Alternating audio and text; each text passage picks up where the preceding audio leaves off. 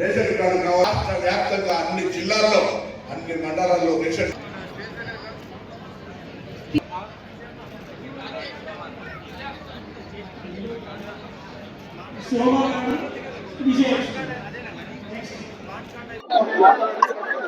తెలంగాణ ప్రజాపాలన కాంగ్రెస్ ప్రభుత్వాన్ని ఎన్నుకున్న తర్వాత ప్రజలకు న్యాయం చేయడమే ప్రధాన కర్తవ్యంగా మా ప్రభుత్వం కార్యక్రమాలు కొనసాగిస్తూ ఉంది. ఎన్నికైన 48 గంటల్లో ప్రధానమైనటువంటి ఆరోగ్యశ్రీని 5 లక్షల నుంచి 10 లక్షలకు పెంచుతూ మహిళలకు ఉచితంగా బస్సు ప్రయాణం సౌకర్యాన్ని ప్రారంభించినాం. దాని తదుపరి పేదలకు సంబంధించిన 200 యూనిట్ల కరెంటు ఫ్రీ ఇస్తూనే ప్రతి నియోజకవర్గానికి 3500 ఇందిరమ్మలు ఇస్తా ఉన్నాం.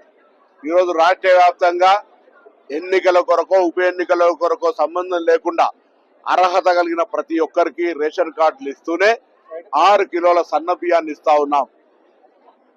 గత మాసం హైదరాబాద్ లో బోనాల పండుగ జరిగితే ఇప్పుడు రేషన్ కార్డుల పండుగ జరుగుతూ ఉంది. గ్రామీణ ప్రాంతాల్లో ఇందిరమ్మ ఇండ్ల పండుగ జరిగింది.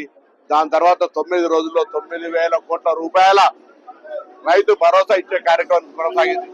ఈ విధంగా రైతులకు సంబంధించిన కార్యక్రమాలు గ్రామీణ ప్రాంతాల్లో, అర్బన్ ప్రాంతాల్లో రేషన్ కార్డులు, ఇందిరమ్మ, మహిళలకు ఉచితంగా బస్సు సౌకర్యంతో పాటుగా ఈ రేషన్ కార్డుల కార్యక్రమం కొనసాగుతూ ఉంది.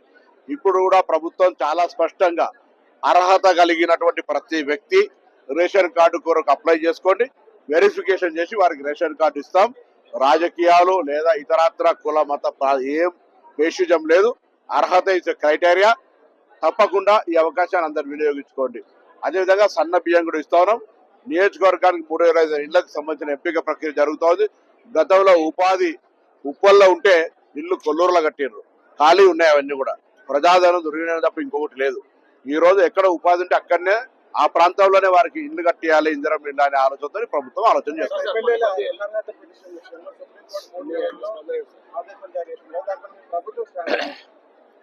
గవర్నమెంట్ స్టాండ్ సుప్రీంకోర్టుకు వ్యతిరేకంగా ఇప్పుడు ఉండదు. సుప్రీంకోర్టు తీర్పును శిరసావహిస్తా ఉన్నాం.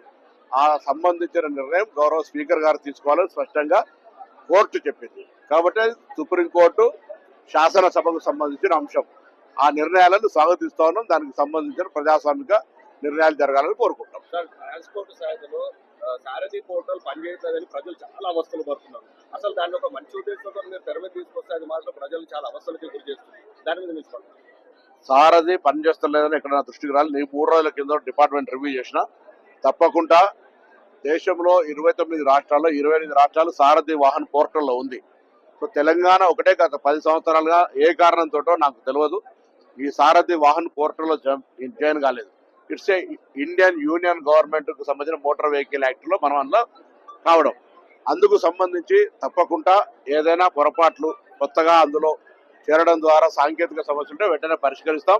సారథి వాహన్ ద్వారా భారతదేశ సమాచారము వాహనాలకు సంబంధించి కావచ్చు, రూల్స్ కావచ్చు, పన్నులకు సంబంధించిన అంశం కావచ్చు, ఇంటర్ స్టేట్ రిలేషన్ కావచ్చు, అన్ని రకాల అంశాలు మెరుగుపడతాయి. ఇది 29 రాష్ట్రాల్లో 28 నుండి మనం ఒకటి లేకపోతే ఐసోలేట్ అవుతుంది. కాబట్టి ముఖ్యమంత్రి గారి సూచన మేరకు దేశంలో వాహన సారథిలో తెలంగాణ కూడా జాయిన్ అయింది. ఏదైనా ప్రారంభపరమైన ఇబ్బందులు ఉంటే వాటిని ఓవర్కమ్ చేస్తాం.